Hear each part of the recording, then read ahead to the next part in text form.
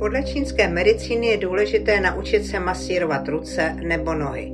Aktivujeme tím naše vnitřní orgány, pročistíme lymfu a uvolníme napětí nejen v rukách, ale i v celém těle. V následujícím videu vám ukážeme velmi jednoduchou masáž rukou. Začínáme masáží předloktí, které jen zlehka masírujeme. Spíše ho pouze hladíme. Pokračujeme dlaněmi s lehkým přitlačením. Tlak vedeme směrem k prstům.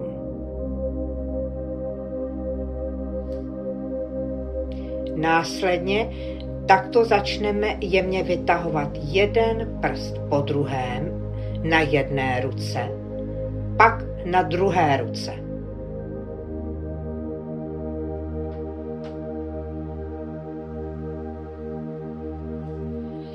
Pak pokračujeme jemným kroucením každého prstu, čímž aktivujeme končetiny a prokrvujeme klouby. Chvilku si s těmito prsty pohrajeme a jemným tlakem je kroutíme. Je jedno, na kterou stranu.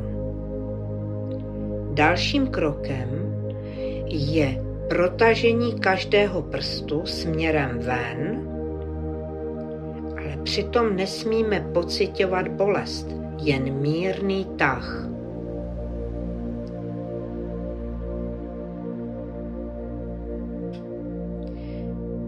Prsty protahujeme také dovnitř dlaně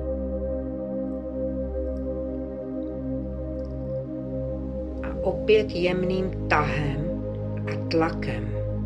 Musí to být vždy příjemné.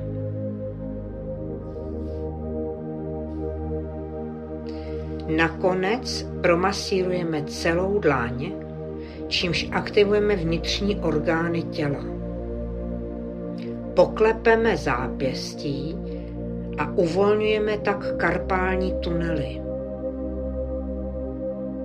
Pro větší uvolnění protahujeme dlaň i s prsty směrem ven a potom dovnitř.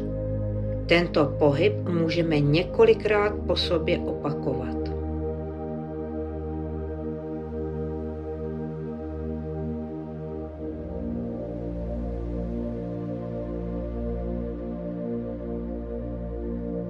Masáž ukončíme prohřátím dlaní.